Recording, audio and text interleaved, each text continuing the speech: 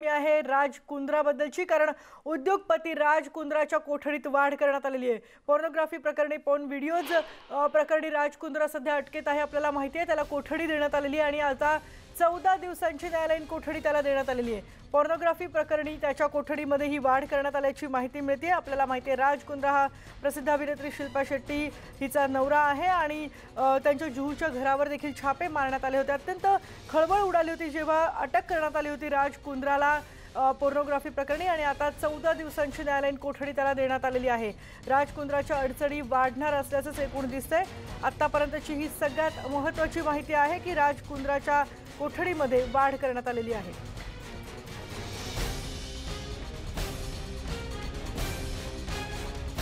अभिनेत्री शिल्पा शेट्टीचा नवरा आहे राज कुंद्रा आणि पोर्नोग्राफी प्रकरणी त्याच्यावर बरेच आरोप झाले होते। बलबार हिल इथून इथे जेव्हा पोलिसांनी धाड टाकली तेव्हा तिथे एका न्यूड फिल्मचं शूट सुरू असल्याचं लक्षात आलं होतं। पोलिसांना आढळलं होतं आणि त्यानंतर राज कुंद्राला अटक झाली होती। राज कुंद्राला अटक झाल्यानंतर अर्थातच पूर्ण चित्रपट क्षेत्र आणि उद्योग जगतात देखील खळबळ माजली होती। आताची ही सगळ्यात महत्त्वाची माहिती आहे की त्याच्या अडचणी वाढणार आहेत, कारण 14 दिवसांची न्यायालयीन कोठडी त्याला आता देण्यात आलेली आहे। तर गृहमंत्री वळसे पाटील दिलीप वळसे पाटील यांनी आता OTT बाबत एक महत्त्वाची भूमिका मांडली आहे। OTT बाबत सध्या अभ्यास सुरू आहे आणि त्यानंतरच भूमिका ठरवणार असल्याचं त्यांनी म्हटलंय। OTT प्लॅटफॉर्मवर अनेक अश्लील गोष्टी हा चर्चेचा विषय आहे। याच्या संदर्भात राज्य सरकार गृह विभाग काही नियमावली करू पाहते, कारण की ह्यांना रिस्ट्रिक्शन्स नाही आहेत, त्यामुळे अनेक गोष्टी, कारण चित्रपटसृष्टीला ग्रेडसाठी अनेक गोष्टीचं नियमावली आहे। पण बरोबर आहे, याच्या संदर्भामध्ये आम्ही जरूर त्याचा अभ्यास करतोय की याच्यामध्ये केंद्र सरकारने काय करायला पाहिजे, याच्यामध्ये राज्य सरकारने काय करायला पाहिजे। आता ज्या केसेस पुढे येत आहेत त्याच्या संदर्भामध्ये आपण कारवाई करतोय, परंतु एक जनरल त्याच्या संदर्भातली भूमिका ठरवायला सगळा अभ्यास झाल्यानंतर ती भूमिका ठरवता येईल। आणि आपण याचबद्दल बोलणार आहोत। आमचे प्रतिनिधी अजित मांढरे आपल्या सोबत आहेत। अजित, आत्ताचे अपडेट्स काय आहेत? 14 दिवसांची न्यायालयीन कोठडी राज कुंद्राला देण्यात आली अशी माहिती मिळते। केतकी, राज कुंद्रा याला 14 दिवसांची न्यायालयीन कोठडी मुंबईतल्या सत्र न्यायालयाने सुनावलेली आहे। या दरम्यान न्यायालयामध्ये वकिलांनी विशेष करून सरकारी वकिलांनी ज्या गोष्टी मांडल्या, पोलिसांनी ज्या माहिती दिली होती त्यानुसार यामध्ये असं स्पष्ट करण्यात आलेलं आहे की राज कुंद्रा यांचे 2 बँक अकाउंट गोठवण्यात आलेले आहे, ज्याच्यामध्ये 1,13,00,000 रुपयांची राशी जी आहे ती त्यामध्ये सापडलेली आहे आणि ते पॉर्न फिल्म म्हणजे अश्लील चित्रीकरण करून हे पैसे कमवल्याचा एक संशय जो आहे तो पोलिसांना होता आणि त्याच्यामुळे पोलिसांनी अकाउंट जे आहे ते फ्रीज केलेलं आहे।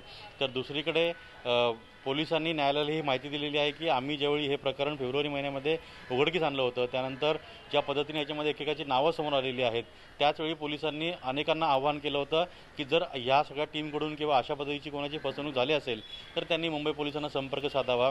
याच अनुषंगाने जवळपास 13 ते 14 आणखीन पीडित आहेत ज्यांनी मुंबई क्राईम ब्रांचला त्या ठिकाणी संपर्क साधलेला आहे आणि त्यांचे देखील जबाब नोंदवले गेलेले आहेत। त्याच्यामध्ये याहीपेक्षा अनेकांची वेगळी नावं जी आहेत ती समोर आलेली आहेत।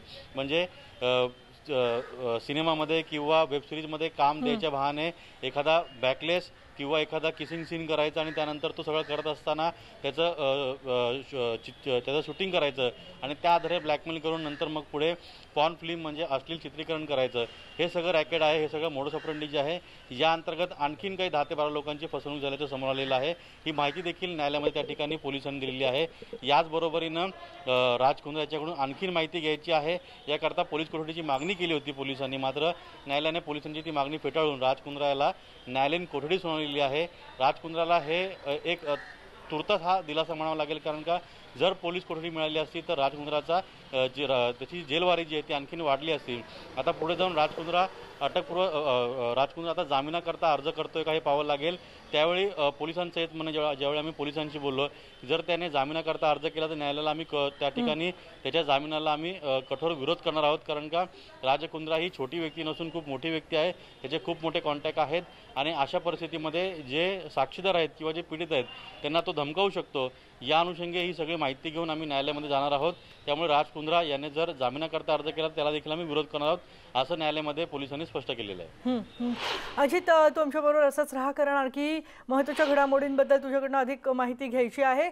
एक राज कुंद्राच्या बद्दलचे सगळे अपडेट्स आम्ही पोहोचवणार आहोत, पण आणखी एक महत्त्वाची बातमी येते ती म्हणजे परमबीर सिंग यांच्याबद्दल। आणि परमबीर सिंग यांच्या विरोधात आता एसीबीनं चौकशी सुरू केली आहे। त्यांना चौकशीसाठी बोलावण्यात आलंय, पण ते हजर मात्र राहिलेले नाही आहेत। त्यामुळे त्यांच्या विरुद्ध नोटीस जारी करण्यात आल्याची माहिती गृहमंत्री दिलीप वळसे पाटील यांनी दिलेली आहे। परमबीर सिंग यांना एसीबीची नोटीस दिली गेलेली आहे, काय वस्तुस्थिती आहे ऍक्च्युअल? व्यक्तिगत स्वरूपामध्ये काही बोलण्यापेक्षा ज्या केसेस या संदर्भामध्ये दाखल झालेल्या आहेत त्या केसेसमध्ये चौकशी करून पोलीस पुढची कारवाई करतायत आणि त्याच्यामध्ये जे दोषी असतील त्यांना सगळ्यांना त्या ठिकाणी त्यांच्यावर जी कारवाई करायला पाहिजे ती कारवाई होईल। त्याच्यामध्ये कोणालाही सोडलं जाणार नाही। आपल्या सोबत आहेत याचबद्दल बोलण्यासाठी आमचे प्रतिनिधी अजित मांढरे। अजित, एसीबीने चौकशी सुरू केली आहे, पण परमबीर सिंग तिथे हजर राहिलेले नाहीयेत, काय नेमकी अधिक माहिती, अपडेट्स काय त्याबद्दलचे? इतकी गेल्या 3 महिन्यांपासून परमबीर सिंग यांची एसीबी मार्फत चौकशी सुरू आहे। कधी गुप्त चौकशी, कधी खातेनिहाय चौकशी आणि कधी उघड चौकशी, अशी वेगवेगळ्या पातळीवरची चौकशी जी आहे ती अँटी करप्शन ब्युरो म्हणजेच लाचलुचपत प्रतिबंधक विभागाने केलेली आहे।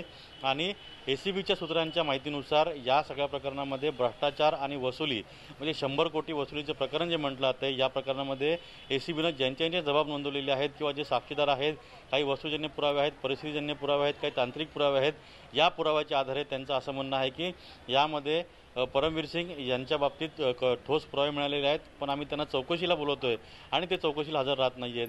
त्यामुळे येत्या काही काळामध्ये त्यांच्या विरोधात एसीबी जे आहे ते कठोर कारवाई करू शकतं असे संकेत देखील एसीबीनं दिलेले आहेत।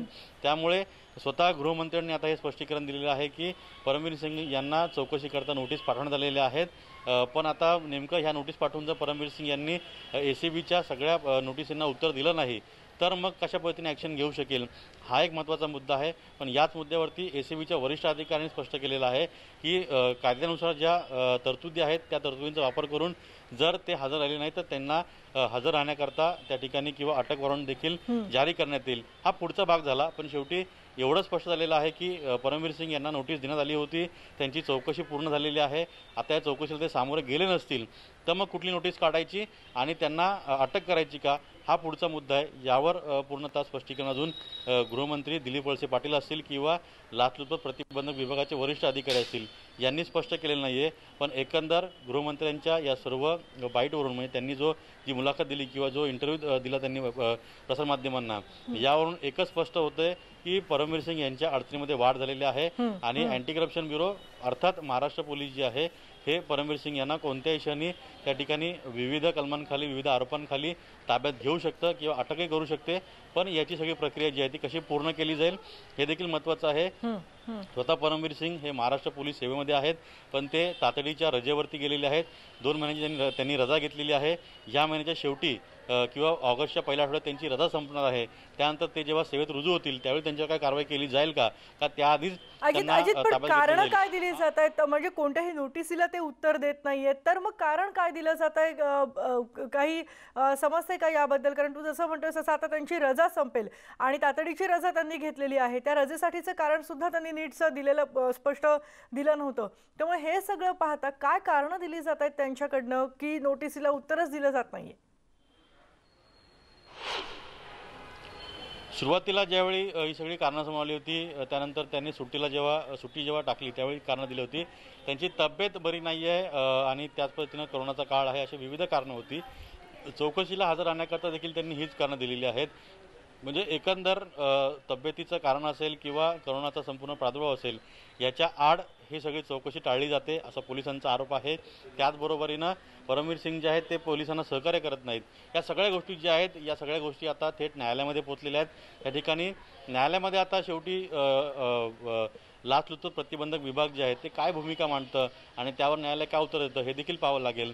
यामुळे एकच फक्त यावरून स्पष्ट होतं की राज्य सरकार आणि महाराष्ट्र पोलीस हे आता परमबीर सिंग यांच्या विरोधामध्ये कठोर कारवाई करण्याच्या मनस्थितीमध्ये आहेत आणि त्याच दृष्टीनं ही सगळी पावले उचलली जात आहेत। धन्यवाद अजित. आणि या सगळ्या अपडेट्सबद्दल पुन्हा एकदा धन्यवाद. कारण अगदी पहिल्यापासून अजित मांढरे आपल्याला परमबीर सिंग यांच्या या सगळ्या घडामोडींबद्दलचे सगळे क्षणोक्षणीचे अपडेट्स पोहोचवत आहेत. यानंतर बघूयात इतर महत्त्वाच्या घडामोडी. राष्ट्रवादीचे अध्यक्ष शरद पवार यांनी पूरग्रस्त भागातली परिस्थिती गंभीर आहे असं म्हटलंय आणि चिंता व्यक्त केली आहे. पूरग्रस्त भागांमधले दौरे नेत्यांनी टाळावेत असं आवाहन सुद्धा शरद पवार यांनी केलंय. मुख्यमंत्री आणि उपमुख्यमंत्री यांच्या दौऱ्याचं मी स्वागत करतो, कारण त्यांची ती जबाबदारीच आहे. पण माझ्यासारखे नेते जर तिथे गेले तर तिथल्या शासकीय यंत्रणांवर ताण पडतो असं ते म्हणाले. तसंच राज्यपालांना सुद्धा त्यांनी टोला लगावलाय. राज्यपाल जात आहेत हे ठीक आहे, त्यांचे आणि केंद्राचे संबंध चांगले आहेत, ते जास्त मदत आणू शकतात असा टोलाही त्यांनी लगावलाय.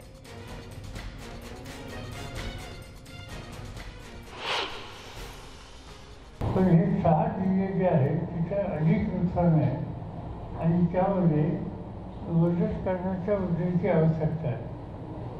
राज्य सरकार या संदर्भात त्यांचा जो काही कार्यक्रम आहे त्या दृष्टिकोनातून मदतीचं धोरण जाहीर करेल. त्याचा काही भाग आजच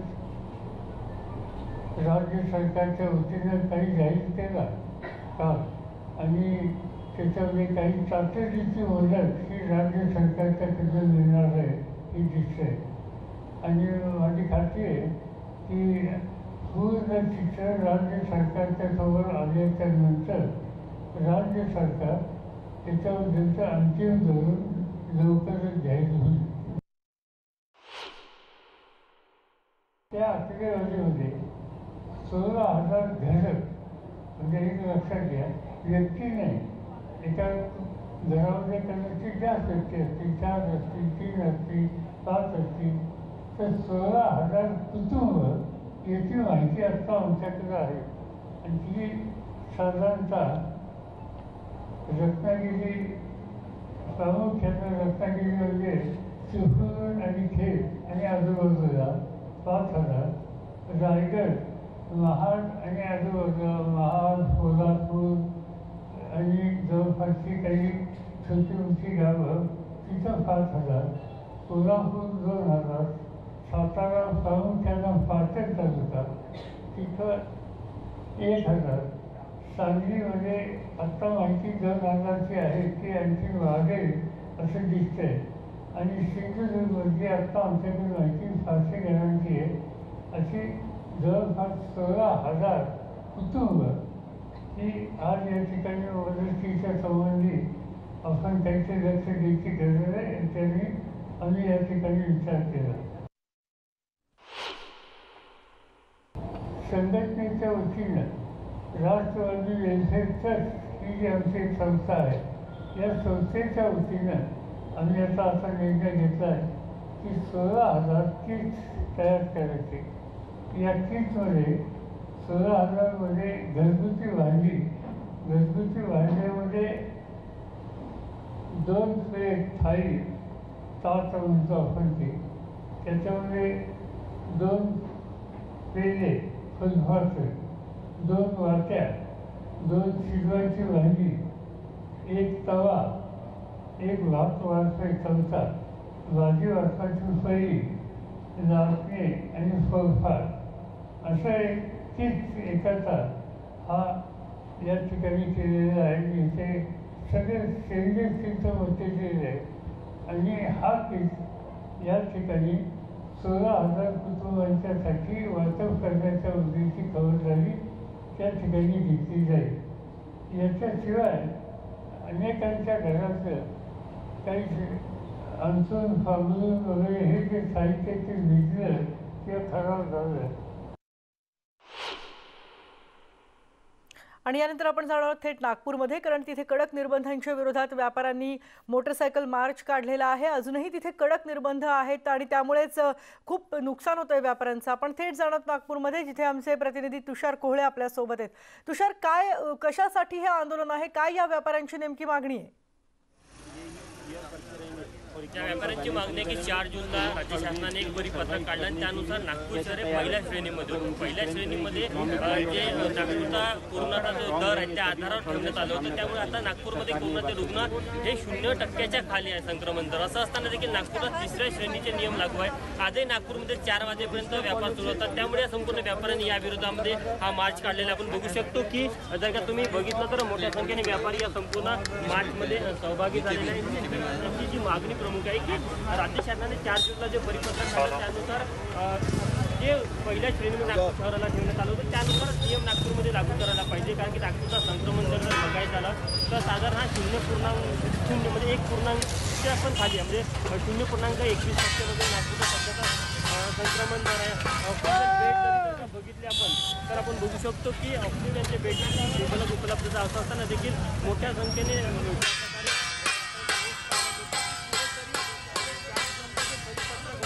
हे परिपत्रक राज्य शासनाने त्यानुसार नागपूरमध्ये त्यांनी नियम लावायला पाहिजे. तुमची काय मागणी आहे? हमारी मांगनी स्पष्ट है कि हमको हमारी दुकानों में चोर बना के मत बैठाओ. हमको 4 बजे के बाद भी व्यवसाय करने का मौका दो. ये सरासर गलत बात है कि प्रशासन अपने वोट बैंक के लिए 4 बजे तक लॉकडाउन करके रखा है. इतिहास गवाह है इसका कि जो भी चिंगारी जो भी आंदोलन की चिंगारी नागपुर से लगी है, नाग विद पेपर ऑफ कॉमर्स से वो पूरे राज्य में फैली है.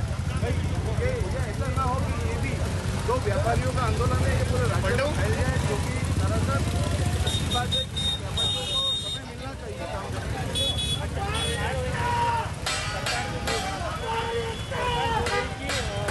इस तरह से राज्य में परिस्थितियों के आधार पर राज्य में अगर सरकार ने 4 जून को जो ऑर्डर रिलीज करा था सरकार आणि आपण बघतोय हे नागपूरमधले सगळे व्यापारी आहेत, छोटे मोठे व्यावसायिक आहेत ज्यांचं अतोनात नुकसान या निर्बंधांमुळे होतंय. लॉकडाऊनचे हे निर्बंध आहेत. त्यांचं असं म्हणणं आहे की नागपूर हे आता पॉझिटिव्हिटी रेटनुसार पहिल्या श्रेणीत येतंय, पण तरी देखील अजूनही इथे 3ऱ्या श्रेणीचेच नियम सुरू आहेत आणि त्यामुळे दुकानं उघडण्याची जी वेळ आहे त्यावर काही बंधनं आहेत. या सगळ्याच्याच विरोधामध्ये या व्यापाऱ्यांनी हा मोर्चा काढलेला आहे. 4 जूनचा आदेश होता सरकारचा, त्यानुसार जर बघितलं तर नागपूर हे पहिल्या श्रेणीत यायला हवं असं या व्यापाऱ्यांचं म्हणणं आहे. पण अजूनही इथे 3ऱ्या श्रेणीचे निर्बंध आहेत. हे निर्बंध जास्त कडक आहेत आणि त्यामुळे दुकानांच्या वेळा किंवा शनिवार रविवार कडक लॉकडाऊन असं असल्यामुळे आत्ता सगळीकडे सगळं काही नॉर्मल होत असताना सुद्धा नागपूरमधल्या व्यापाऱ्यांचं मात्र अतोनात नुकसान होत आहे आणि त्याच्याच विरोधामध्ये हे निर्बंध दूर करावेत या मागणीसाठी या व्यापाऱ्यांनी इथे बाईक रॅली काढलेली आहे. आपण बघतोय मोठ्या संख्येने इथे हे सगळे व्यावसायिक व्यापारी जमा झालेत आणि सरकारच्या विरोधामध्ये या निर्बंधांच्या विरोधामध्ये त्यांनी ही रॅली काढलेली आहे. लॉकडाऊन हटाव अशी मागणी त्यांनी अशी मागणी ते करतायत सगळेजण. याचं कारण म्हणजे या जे छोटे छोटे दुकानदार आहेत त्यांचं सगळ्यात जास्त नुकसान, जे छोटे व्यावसायिक आहेत त्यांचं सगळ्यात जास्त नुकसान या निर्बंधांमुळे होतंय, या लॉकडाऊनमुळे होतंय. त्यांच्या दुकानांच्या वेळा ज्या आहेत त्या ठराविक आहेत आणि त्यानंतर जर दुकान उघडं ठेवलं तर पोलीस कारवाई केली जाते. आपल्याला आणखी अपडेट्स घ्यायचे आहेत पण इथे एक ब्रेक घेतोय. ब्रेकनंतर परत भेटूयात. पहा फक्त न्यूज 18 लोकमत.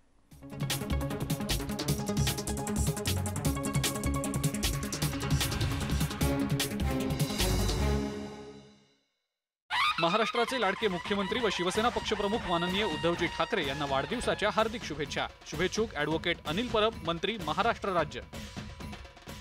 घेऊन या ओकाया होम इन्व्हर्टर बॅटरी.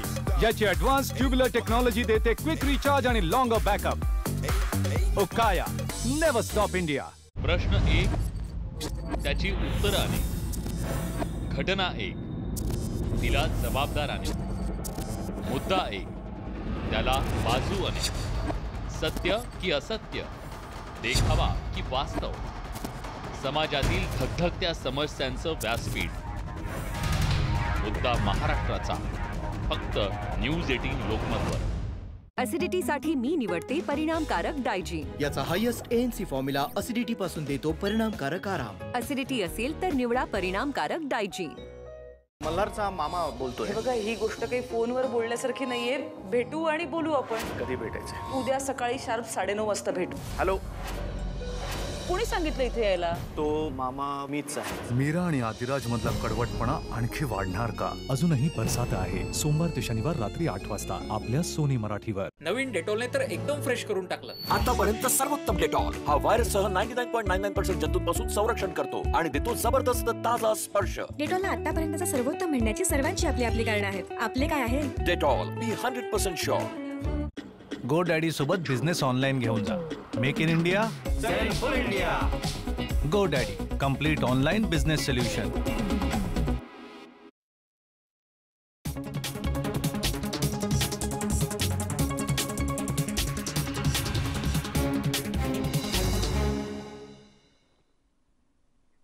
ब्रेकनंतरची बातमी आहे राज ठाकरे यांच्या ठाणे दौऱ्याची. कारण पुण्यानंतर नाशिक आणि तर नाशिकनंतर राज ठाकरे आज ठाण्याच्या दौऱ्यावर आहेत. आज काही वेळापूर्वीच राज ठाकरे ठाण्यात दाखल झाले. त्यावेळी कार्यकर्ते आणि पदाधिकाऱ्यांशी ते संवाद साधणार आहेत आणि या संवादानंतर राज ठाकरे माध्यमांशी देखील बोलणार आहेत. राज ठाकरे पदाधिकाऱ्यांना काय कानमंत्र देणार हे पाहणं महत्त्वाचं आहे.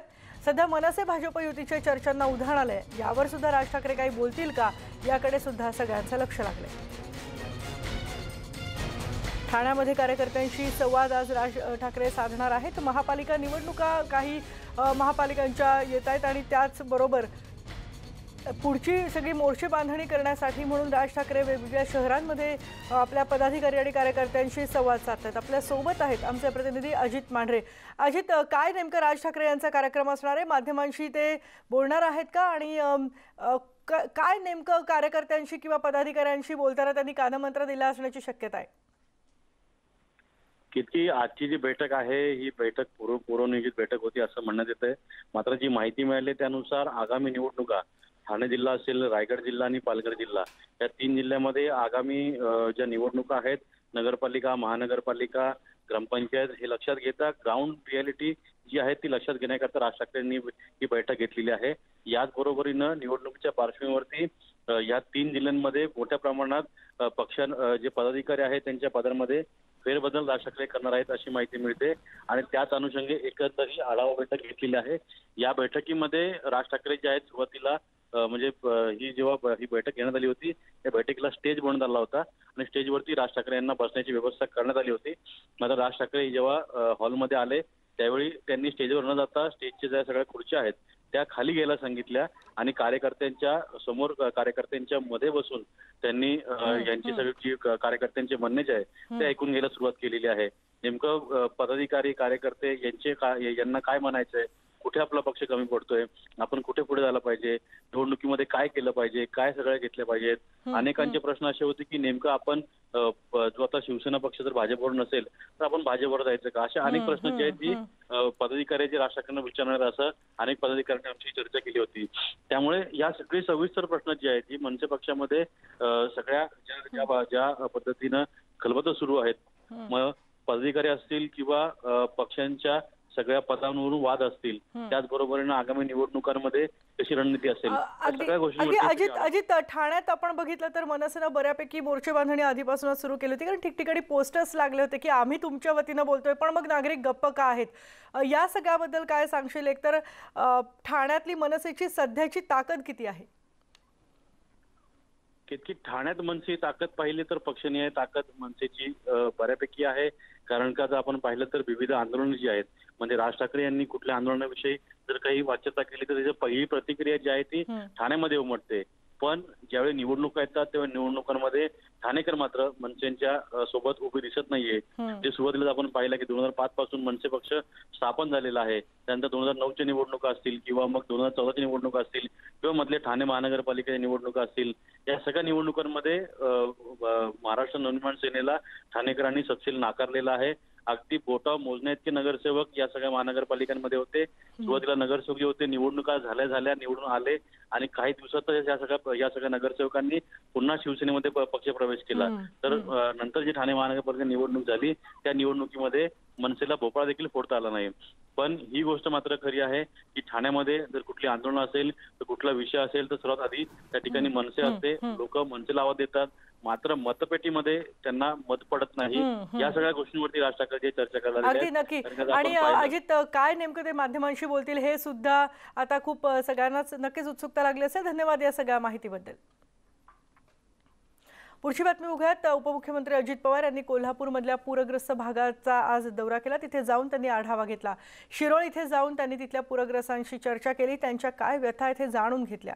पुरामध्ये सर्वसामान्य नागरिक आणि व्यापाऱ्यांचं मोठं नुकसान झालंय आणि त्यांना दिलासा देण्याबाबत लवकरच निर्णय घेतले जातील असं सुद्धा अजित पवार म्हणाले.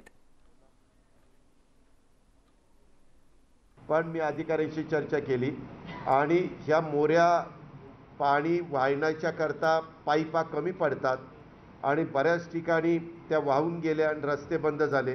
आता आपण पाईप मोऱ्यांच्या ऐवजी बॉक्स प्रकारच्या मोऱ्या, बॉक्स किंवा स्लॅबच्या, सरळ रितसर स्लॅब, म्हणजे खाली जो काही त्याच्यामध्ये झाडं येतात वाहून, कचरा येतो वाहून आणि त्यांना ते तुंबतात आणि तुंबल्यानंतर पाणी बाहेर वाट करतं.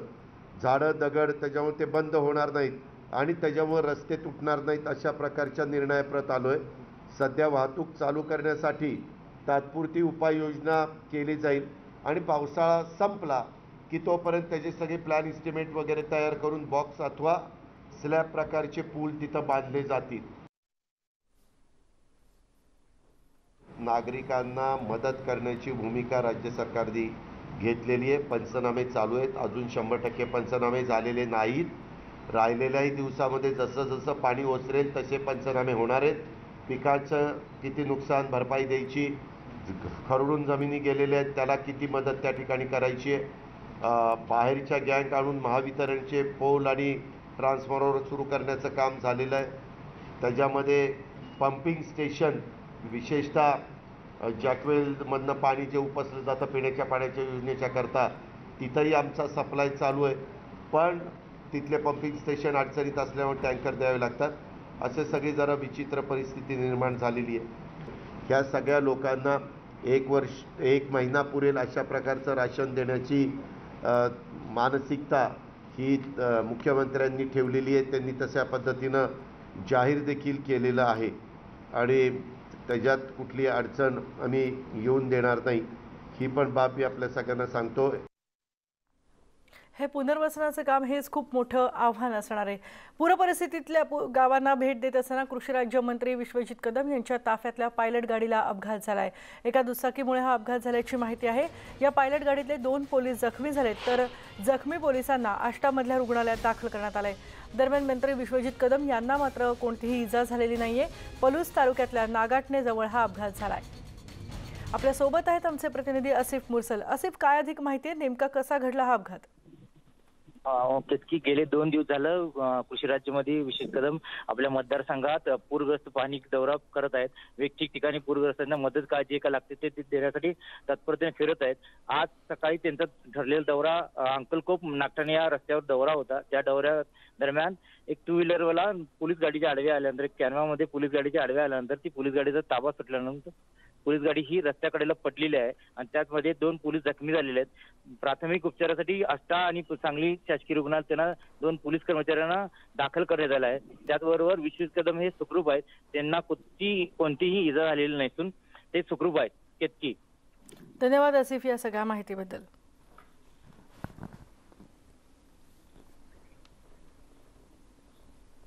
आणि नेटवर्क 18 आणि फेडरल बँक यांच्या संयुक्त विद्यमाने एक उपक्रम राबवला जातोय, संजीवनी. जाणून घेऊयात याच उपक्रमाबद्दल.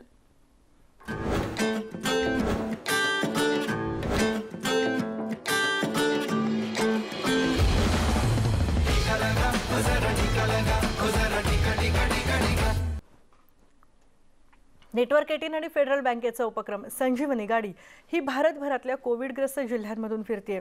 आपणही लसीकरणाबाबतच्या आमच्या या संयुक्त मोहिमेला भरभरून पाठिंबा द्या. लसीकरणाचं महत्त्व अधोरेखित करूयात. आणि आता बघूयात संजीवनीची ही गाडी आज कुठे आहे ते.